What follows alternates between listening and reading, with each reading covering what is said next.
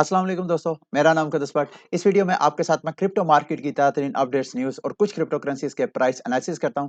इस वीडियो के लास्ट में जाकर मेरे दोस्तों भाइयों, मैंने आपके साथ दो पाकिस्तानियों के क्रिप्टो प्रोजेक्ट आपके साथ शेयर करने हैं। मैं आप सबको रिकमेंड करूंगा कि आप थोड़ा टाइम निकाल के अच्छी तरह विद प्रॉपर ड्यू डिलिजेंस उसको स्टडी करें, और अगर आपको समझ आए उन प्रोजेक्ट की तो आप उसके अंदर लाजमी इंटरेस्ट लें, किसी ना किसी तरीके से आप पार्टिसिपेट लाजमी करें। अगर आपके पास पैसा नहीं है तो आप उन प्रोजेक्ट को प्रमोट कर सकते हैं ओनली आफ्टर के आपकी अंडरस्टैंडिंग हो कि यार ये प्रोजेक्ट, इन प्रोजेक्ट्स में जान है, इनके जो फाउंडर्स हैं पाकिस्तानी फाउंडर्स हैं, आपने उनको सपोर्ट करना है। अगर आपके पास पैसा हुआ तो आप उसमें सरमायाकारी कर सकते हैं, अगर आपके पास पैसे नहीं है तो आप सोशल मीडिया में उन प्रोजेक्ट्स को शेयर कर सकते हैं। और मेरा ख्याल है शेयरिंग पे भी आपको कोई ना कोई बाउंटी, कोई ना कोई रिवॉर्ड मिल सकता है। ये आपने डिपेंड करना उन प्रोजेक्ट को स्टडी करके। लेकिन अगर आप क्रिप्टो मार्केट का थोड़ा जायजा लें तो इस वक्त मार्केट आपको दोबारा बुलिश नजर आ रही है। कल एक्चुअली अमेरिका के अंदर कुछ डेवलपमेंट्स हुई हैं जो मैं अभी आपके साथ शेयर करता हूं। उन डेवलपमेंट्स के बाद एकदम मार्केट ने दोबारा मोमेंटम पकड़ा है। अब ये आर्जी मोमेंटम है या के एक तरह का ये बेयर ट्रैप हो सकता है, ये भी टाइम बताएगा, लेकिन मैं आपको वो डेवलपमेंट सारी शेयर करता हूँ। इस वक्त जो मेरी फेवरेट क्रिप्टो करेंसीज की लिस्ट है उसमें सोलाना बड़ा अच्छा परफॉर्म कर रहा है। ईएनएस जो इथेरियम नेमिंग सर्विस है वो अच्छा परफॉर्म कर रहा है। सैंड का टोकन, मेटावर्स के टोकन जो है वो काफी ज्यादा करेक्शन में थे, अभी वो दोबारा मोमेंटम पकड़ रहे हैं। इसी तरह दीगर जो क्रिप्टो करेंसीज हैं वो आपको नजर आ रही हैं। अच्छा, इसके अलावा जो बड़ी डेवलपमेंट है, सबसे बड़ी डेवलपमेंट चंद दिन पहले मैंने आपको बताया था कि अमेरिका ने इन्फ्लेशन, अपने कोविड क्राइसिस से फाइनेंशियली अपने आप को बचाने के लिए जो डेट उनके ऊपर बर्डन बढ़ रहा था उससे निकलने के लिए अमेरिका ने पैसे छापने शुरू कर दिए। उससे इन्फ्लेशन इन्फ्लेशन बढ़नी शुरू हुई तो एक तरह का कियास क्रिएट हो गया उनके फाइनेंशियल सेक्टर के अंदर। तो उसको एक तरह का वक्ती तौर पे टेम्पर करने के लिए या उसको वक्ती तौर पे कंट्रोल करने के लिए उनके जो फेडरल रिजर्व के चेयरमैन है जेरेमी पॉल, बिल्कुल ऐसे ही जैसे हमारे पाकिस्तान में स्टेट बैंक ऑफ पाकिस्तान के चेयर जो गवर्नर हैं रजा बाकर साहब, उनके जेरेमी पॉल हैं, उन्होंने उस वक्त स्टेटमेंट दी कि ये जो इन्फ्लेशन है ये एक्चुअली ट्रांजिटरी है। ट्रांजिटरी का मतलब ये आर्जी इन्फ्लेशन है। ये जो हम पैसा छाप रहे हैं ये सिर्फ अपने आप को इस कोविड क्राइसिस में थोड़ा सा स्टेबलाइज करने के लिए हम कर रहे हैं। तो ये एक आर्जी जो है ट्रांजिटरी जो इन्फ्लेशन है। लेकिन कल क्या हुआ कि कल उन्होंने कहा कि वो जो मेरी स्टेटमेंट थी उसको मुख्तलिफ तनाजुर से लिया गया। दूसरे लफ्जों में उन्होंने वहां के सरमायादार इंस्टीट्यूशंस और लोगों को यह मैसेज दिया कि वहां पे इन्फ्लेशन, अमेरिका का जो पैसा छापने वाला रुझान है ये आर्जी नहीं है और ये शायद आगे मजीद बढ़े या इसको मजीद वो वक्तन फ़ोक्तन बवक्ते ज़रूरत वो इस्तेमाल करें। इसका मतलब ये है कि वो मजीद पैसा छापे, और जब मजीद हुकूमतें पैसा छापती हैं तो ऑलरेडी सरमायादार लोग जिनके पास हार्ड मनी होती है, जिन्होंने अर्न किए होते हैं अपने बिजनेस से, उनका पैसा डी वैल्यू होता है। तो वो अपने पैसे को लामहला अपनी वैल्यू को महफूज करने के लिए वो हेज एसेट्स में इन्वेस्टमेंट करते हैं। तो हेज एसेट्स कौन कौन से हैं? गोल्ड है, स्टॉक है, रियल एस्टेट है, और सबसे मोस्ट आजकल क्रिप्टो करेंसीज है। तो मेरे दोस्तों भाइयों, जैसे ही उनके चेयरपर्सन जेरेमी पॉल ने ये स्टेटमेंट दी उसके बाद मार्केट फिर दोबारा जो है लोग जो है फियाट करेंसी से बेतमादी की वजह से दोबारा वो हेज फंड्स की तरफ जाना शुरू हो गए। तो इस वजह से मार्केट जो है आपको सारी, और ये सिर्फ क्रिप्टो मार्केट ही कल फ्लोरिशिंग, अमेरिका की जो स्टॉक एक्सचेंजेस की प्राइसेस हैं वो भी कल की बुलिश रंग दिखा रही है। उसके बाद ये दूसरी स्टेटमेंट है जी, कल इसी चेयरमैन ने जेरेमी पॉल ने एक और स्टेटमेंट दी मीटिंग में कि उनकी नजर में क्रिप्टो करेंसी जो है उनके फाइनेंशियल जो स्टेबिलिटी है उसके लिए कोई रिस्क नहीं है। तो इसके बाद क्रिप्टो मार्केट को भी एक नया एक तरह की सपोर्ट मिली, क्योंकि जेरेमी पॉल को जो है एक तरह का एंटी क्रिप्टो भी समझा जाता था। इस स्टेटमेंट की वजह से अब जो क्रिप्टो इन्वेस्टर्स हैं, जो बिजनेसेस हैं, उनको ये महसूस हुआ कि जो वहाँ की फेडरल रिजर्व है वो एक्चुअली क्रिप्टो मार्केट के अगेंस्ट नहीं है। उसके अलावा कल जो फेडरल वू चॉन, ये जो जर्नलिस्ट है, इसने स्टेटमेंट दिया, the federal reserve said that it will not raise interest. और कल की मीटिंग में जो अमेरिका में इंटरेस्ट रेट, हमारे यहाँ स्टेट बैंक ऑफ पाकिस्तान जो है, जब कभी इकोनॉमिक स्टेबिलिटी का, इंस्टेबिलिटी का इशू आता है तो इंटरेस्ट रेट बढ़ा देते हैं ताकि बिजनेसेस को स्लो डाउन किया जाए, ताकि इंटरेस्ट रेट बढ़ने से बिजनेस जब स्लो डाउन होता है तो इकोनॉमी को स्टेबलाइज करने का मौका मिल जाता है। तो कल जो मीटिंग हुई है उसमें अमेरिका की जो फेडरल रिजर्व है उन्होंने कहा है कि हम इंटरेस्ट रेट एक तो फौरन नहीं बढ़ा रहे हैं, और अगर हम बढ़ाएंगे तो अगले साल में 3 मुख्तलिफ अदवार में हम बढ़ाएंगे, और वो भी थोड़ा थोड़ा करके बढ़ाएंगे। तो उस वजह से इंटरेस्ट रेट में अनचेंज होने की वजह से भी वहां की इकोनॉमी स्ट्रांग हो रही थी। तो ये 2-3 बड़ी मेजर न्यूज थी, जिस वजह से एक और न्यूज है वो भी बड़ा स्ट्रांग इंपैक्ट रखती है। अमेरिका में आपको याद होगा पिछले दिन मैंने आपको बताया था कि एक इंफ्रास्ट्रक्चर बिल जो है जो बाइडेन इंतजामिया ने अप्रूव कराया, जिससे वो क्रिप्टो करेंसी मार्केट का एक उन्होंने एक वर्ड यूज किया था ब्रोकर का। वो ब्रोकर का वर्ड वहाँ की जो क्रिप्टो इंडस्ट्रियलिस्ट थे, जो वहाँ के जो बिज़नेसमैन थे, जो वहाँ के क्रिप्टो कम्युनिटी थी, वो बड़ी कंसर्न थी कि ये बड़ा ब्रॉड वर्ड है, उसके अंदर कौन-कौन से शामिल हो सकते हैं? उस वर्ड के अंदर माइनर्स भी शामिल हो सकते हैं, सॉफ्टवेयर डेवलपर्स भी, ट्रांज़ैक्शन वैलिडेटर्स, इवन जो डिसेंट्रलाइज़्ड नेटवर्क है, उन नेटवर्क को सपोर्ट करने वाले जो वैलिडेटर्स हैं, वो भी इवन नोड ऑपरेटर्स, वो सारे के सारे वहाँ की जो टैक्स कलेक्शन वाली अथॉरिटीज़ हैं, उनको रिपोर्ट करेंगे जब कभी वो $10,000 से ज़्यादा की ट्रांज़ैक्शन करते हैं। तो ये वहाँ की कम्युनिटी समझती थी कि ये टेक्निकली ऐसा पॉसिबल ही नहीं है, जो डिसेंट्रलाइज़्ड नेटवर्क है, फॉर एग्ज़ाम्पल कुछ ऐसे नेटवर्क हैं जिनके ना सिर्फ अमेरिका बल्कि पूरी दुनिया में उनके जो नेटवर्क नोड्स रखने वाले हैं, जिन्होंने नेटवर्क को माइनिंग सेटअप लगाया है, कोई वैलिडेटर है, तो वो जो अमेरिका के शहरी हैं, वो तो रिपोर्ट कर सकते हैं, जो अमेरिका के शहरी नहीं है, जो कि डिसेंट्रलाइज़ है, जो कि कंप्यूटर है, जिसकी आइडेंटिटी सिर्फ एक आईपी के ज़रिए शायद ट्रेस हो सकती है, तो वो कैसे वहाँ के टैक्स अदारों को वो जो है रिपोर्ट करेंगे? तो उस हवाले से वहाँ के 6 सेनेटर्स ने दोबारा एक तरह की कोशिश की है कि इस जो स्टेटमेंट है, ये जो एक वर्ड है ब्रोकर का, इसको थोड़ा-सा इस तरह क्रिप्टो मार्केट के फ़ेवर में ले आएँ। तो उस वजह से भी मेरा ख़्याल है मार्केट में अच्छा मोमेंटम आया। लेकिन बिटकॉइन की अगर आप बात करें तो मेरे दोस्तों भाइयों, जब मैं ये वीडियो बना रहा हूँ, तकरीबन बिटकॉइन की प्राइस जो है ऑलमोस्ट 49,000 के करीब जो है वो ट्रेड हो रही है। आप ये देख रहे हैं, ये डेली का चार्ट है। पिछले 2 दिन से बिटकॉइन की प्राइस जो है नीचे 200 एमए के जो लाइन है, सिंपल मूविंग एवरेज ही उसके ऊपर है, और जब कभी भी इस लाइन से मार्केट ऊपर होती है, तो ये लाइन एक्चुअली बिटकॉइन की प्राइस की जो है स्ट्रॉन्ग सपोर्ट बनती है। तो इस वक़्त ये स्ट्रॉन्ग सपोर्ट को बिटकॉइन ने, बावजूद इसके कि आप देख रहे हैं पिछले कई दिनों से बिटकॉइन की प्राइस जो है वो नीचे जा रही थी, लेकिन जितना भी नीचे गई है, इस 200 एमए की लाइन को थोड़ा-सा क्रॉस करके फिर ये ऊपर आ गई है। तो ये इस वक़्त बिटकॉइन की स्ट्रॉन्ग सपोर्ट होने की वजह से, इसका मतलब ये है कि बिटकॉइन के ऊपर लोगों का बिलीव अभी भी है, और आने वाले वक़्त में बिटकॉइन की प्राइस शायद डंप ना करे, बल्कि ऊपर जाए। और ऊपर जाने के लिए ये ज़रूरी है कि बिटकॉइन की प्राइस को 52,000 की जो स्ट्रॉन्ग रेजिस्टेंस है, उसको ब्रेक करना पड़ेगा। अगर तो 52,000 की प्राइस को बिटकॉइन की प्राइस ब्रेक करती है, तो मेरे दोस्तों भाइयों, हम समझते हैं कि शायद बिटकॉइन दोबारा अपने बुलिश मूवमेंट दिखाएगा। अदरवाइज बिटकॉइन या तो साइडवेज चलेगा, या छोटा-मोटा क्रैश आपको लाज़मी दिखाएगा।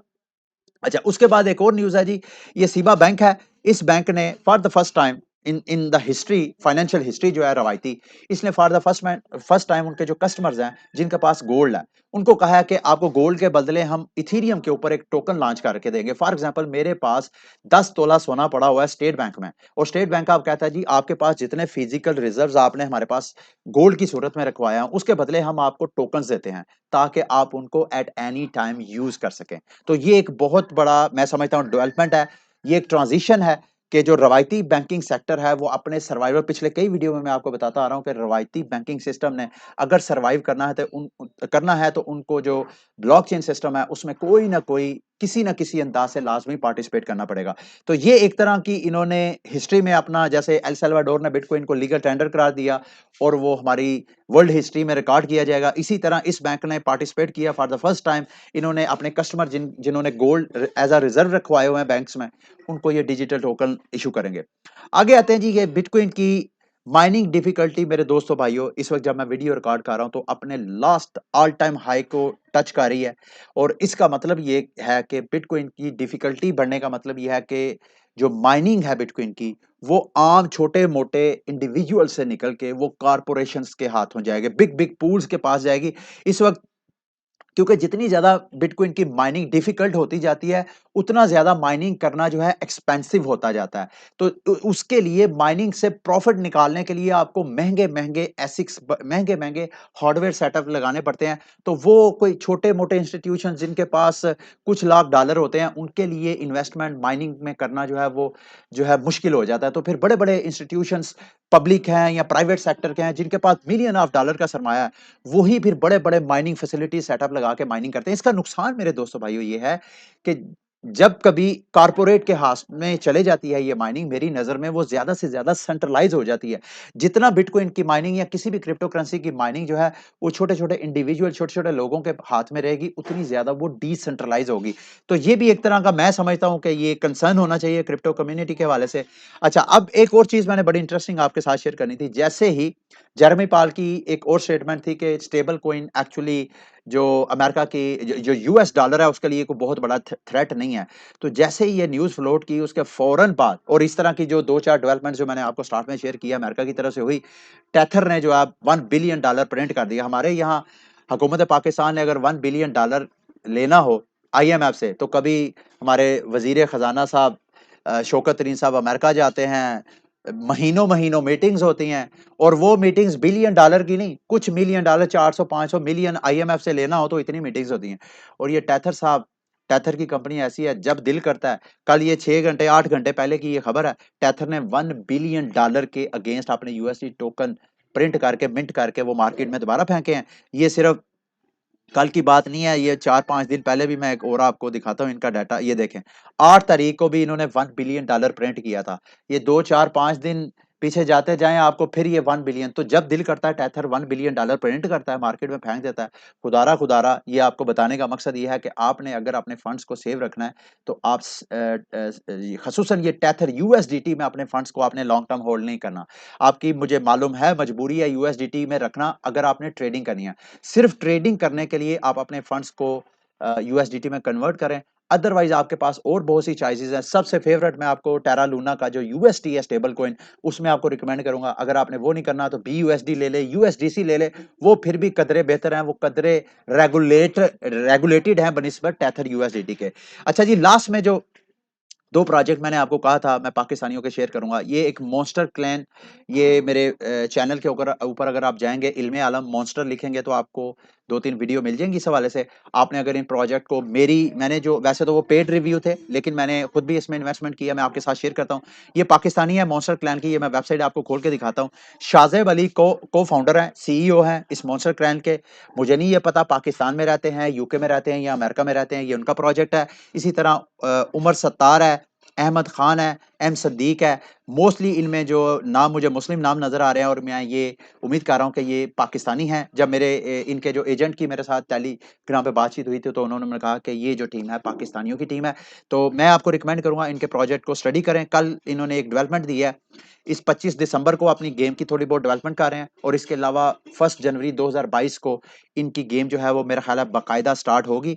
यहाँ आप ट्विटर पे इनके मॉन्स्टर क्लैन के जाएँ, इनके अकाउंट को फ़ॉलो करें और साथ ये इम्पोर्टेंट अपडेट है उसको रीड करने के लिए आपने ये लिंक पे क्लिक करना है। जैसे ही आप लिंक पे क्लिक करेंगे तो मेरे दोस्तों भाइयों आप इस मीडियम पेज पे चले जाएँगे जो इनकी लेटेस्ट डेवलपमेंट है उससे मुतल्लिक आप स्टडी कर सकेंगे। इसके अलावा ये वो गेम है सारी एक्चुअली इसमें ये मॉन्स्टर्स वगैरह आपने बाय करने होती हैं। ये देखें ये जो आपको मॉन्स्टर नज़र आ रहे हैं। जैसे मैंने आपको कहा मेरे चैनल पे जाएँ, आपको इस हवाले से वीडियोज़ मिल जाएँगी। अगर आप इसकी प्राइस की बात करें तो ये आपने मॉन्स्टर क्लैन जब वेबसाइट खोलनी है तो सबसे ऊपर ये टॉप पे आपको लिखा नज़र आ रहा है यूबीएससी ये बाइनांस स्मार्ट चेन के ऊपर लॉन्च होने वाली गेम है। आप इस पे क्लिक करेंगे तो आप इसकी प्राइस चार्ट के ऊपर आ जाएँगे। यहाँ पे इस वक़्त देखें कि इसकी प्राइस मैं समझता हूँ इस वक़्त लोएस्ट प्राइस है और अगर आपने इन्वेस्टमेंट करनी है तो ये बेस्ट टाइम है। अगर ये 1 जनवरी को अपनी गेम स्टार्ट करते हैं तो लाज़मी इसकी प्राइस जो है ऊपर जाएगी तो आपको एज़ अ इन्वेस्टर भी बेनिफिट होगा। उसके बाद अगला प्रोजेक्ट मेरे दोस्तों भाइयों मैं आपको रिकमेंड करूँगा वकार ज़का का अपना टेनअप है और टेनअप ने अभी रिसेंटली काफ़ी ज़्यादा मायूस किया अपने इन्वेस्टर्स को क्योंकि टेनअप की प्राइस का ये मैं चार्ट आपको दिखा रहा हूँ। जब से ओके एक्सचेंज पे इसकी लिस्टिंग हुई थी इसकी प्राइस अच्छी खासी जंप की। ये देखें यहाँ तक इसकी प्राइस गई तकरीबन 48 सेंट तक। ओके एक्सचेंज का चार्ट मैं आपको दिखा रहा हूँ। तो उसके बाद इसकी प्राइस डाउन, डाउन, डाउन। इस दौरान मेरे कई दोस्तों ने कहा मुक़द्दस भाई मुझे टेनअप पे इन्वेस्टमेंट करनी चाहिए या नहीं? तो मैंने उनको कहा कि आपको क्यों नहीं करनी चाहिए क्योंकि मुझे नहीं ऐसा लगता कि आपको इसमें इन्वेस्टमेंट नहीं करनी चाहिए। लेकिन ज़ाहिर बात है जो इन्वेस्टर है जब वो इन्वेस्टमेंट करता है तो उसकी ख्वाहिश होती है कि जिस प्रोजेक्ट में वो इन्वेस्टमेंट कर रहा है उसकी इन्वेस्टमेंट से प्राइस जो है वो एप्रिशिएट हो। जब डेप्रिशिएट होता है तो वो मायूस होता है। मेरी नज़र में बिटकॉइन जो 10 अप की इस वक्त प्राइस है फेवरेट प्राइस है बाइंग के लिए। अगर आपने बाइंग करनी है तो आप अच्छी तरह इसके प्रोजेक्ट को एक तो स्टडी करें और स्टडी करने के बाद आप लाजमी इन्वेस्टमेंट करें। दूसरा टेनअप जो है तकरीबन 6000 टेनअप टोकन के एयर ड्रॉप कर रहा है। तो एयर ड्रॉप करने का प्रोसीजर मैं आपको थोड़ा सा समझा देता हूं। इसको एज अ रेफरल अगर आप 4 बंदों को इनवाइट करेंगे ओके एक्सचेंज पे इनवाइट करेंगे वो मैं तरीका आपको थोड़ा सा बता देता हूं। ना सिर्फ आपको एज अ रेफरल हर एक बंदे के साथ 100 टेनअप टोकन मिलेगा। यानी अगर आप 4 बंदे इनवाइट करते हैं तो इसका मतलब है 400 टेनअप टोकन आपको मिलेंगे। बल्कि आपके जो रेफरल हैं उनको भी 20 टोकन मिलेंगे। तो अगर मेरे दोस्तों भाइयों आप में से कोई भी 4 अफराद मेरा रेफरल बनना चाहते हैं, ओके एक्सचेंज को ज्वाइन करेंगे, लेकिन उसकी शर्त यह है कि जब आपने ओके एक्सचेंज को ज्वाइन करना है उसके बाद आपने $100 का या तो P2P पे कुछ बाइंग करनी है, आपने क्रिप्टो बाय करना है, या अगर आपके पास क्रिप्टो किसी भी दूसरे एक्सचेंज या वॉलेट में पड़े हुए हैं वहां से आपने $100 अपने अकाउंट में डिपॉजिट करने हैं। अगर ये 2-3 काम करेंगे उसके बाद आपने ये फॉर्म फिल करना है। सबसे पहले आपने साइन अप पे, इस वक्त स्क्रीन पे आपको ओके एक्सचेंज का मेरा रेफरल कोड नजर आ रहा है। अगर आप में से कोई बंदा भी मुझे ज्वाइन करना चाहता है तो मेरे इस कोड को लिख के वो यहाँ पे अपने आप को रजिस्टर करे। अगर आपने रजिस्ट्रेशन का आपको नहीं पता तो यूट्यूब पे आप लिखें इल्मे आलम ओके एक्सचेंज, ओके लिखेंगे, ओके एक्स लिखेंगे तो आपको ओके एक्स के ऊपर मेरी वीडियोस मिल जाएंगी। उसमें अकाउंट कैसे बनाते हैं, केवाईसी कैसे करवाते हैं, P2P पे ट्रेडिंग कैसे करते हैं, मुख्तलिफ किस्म की मैंने वीडियोस बनाई हैं। आप वो सारी वीडियोस देखें।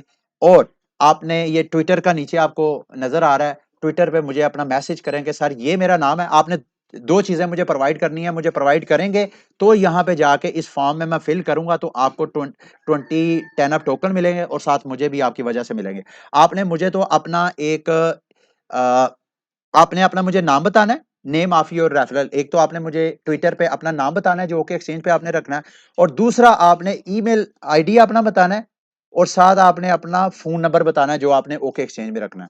3 चीजें आपने बतानी है, जो आपने ओके एक्सचेंज में नाम रखा है, जो आपने ईमेल वहां पे यूज किया है रजिस्टर होने के साथ, और जो आपने फोन रखा है। ये 3 चीजें मुझे प्रोवाइड करेंगे तो मैं फॉर्म फिल करके उनको भेजूंगा, तो आपको भी रिवार्ड मिलेगा और मुझे भी रिवार्ड मिलेगा। और जब आप इस तरह मुझे प्रोवाइड कर देंगे उसके बाद आपने अपने रेफरल बनाने हैं 4-4। उसका तरीका क्या है कि आपने यहाँ पे अकाउंट साइन अप करने के बाद यहाँ पे आना है मोर पे, ये ऊपर आपको स्क्रीन पे नजर आ रहा है, यहाँ पे रेफरल लिखा हुआ है। अब यहाँ पे रेफरल पे क्लिक करेंगे तो वहां से आपको लिंक मिल जाएगा, रेफरल लिंक। उस रेफरल लिंक पे आपने भी मेरे दोस्तों भाइयों 4 बंदों को इन्वाइट करना है। इसी तरह उनको कहना है कि $100 की यहाँ P2P पे ट्रेड करे, यानी P2P पे बाय करे, या वो डिपॉजिट करे। अगर वो डिपॉजिट करेगा तो उसको भी 10 अप मिलेगा और मेरे दोस्तों भाइयों आपको भी मिलेगा। तो ये वो वीडियो थी। और ये जो फॉर्म है, इस फॉर्म का लिंक जो है, वैसे तो अगर आप ट्विटर पे जाएंगे तो ट्विटर पे ओके एक्सचेंज को फॉलो करेंगे, ओके एक्सचेंज पाकिस्तान, तो वहां से भी आपको ये लिंक मिल जाएगा इस फॉर्म का। लेकिन अगर नहीं तो मैं ये भी लिंक वैसे अपनी वीडियो की डिस्क्रिप्शन में दे देता हूँ। जैसे ही आप रेफरल बना लेंगे तो आपने उसके बाद ये फॉर्म फिल करके भेजना है तो आपको 10 अप टोकन मिलेगी।